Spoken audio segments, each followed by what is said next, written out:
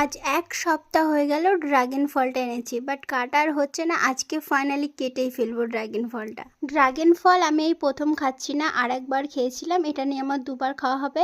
First time তোমাদের দাদাভাই আর মনা ট্রাই করবে। প্রথমবার এই ফলটা আমি ইউটিউবে দেখি সবাই কাটছে, ভিডিও বানাচ্ছে, খাচ্ছে। সো আমারও মন চাইছিল যে একটা কেনা যাক। যখন আমি ফার্স্ট টাইম খাই, পুরো স্বাদহীন ফল একটা, কোনো মিষ্টি নেই, টক নেই, কিচ্ছু নেই। তবুও কেন জানি না ভালো লাগছিল ফলটা খেতে। সো প্রথমে তো তোমাদের শেয়ার করতে পারিনি, যেহেতু আমি তখন ভিডিও করতাম না, তার জন্য প্রথমেই তোমাদের দাদাভাইকে ট্রাই করাবো, কারণ ও ফার্স্ট টাইম খাবে।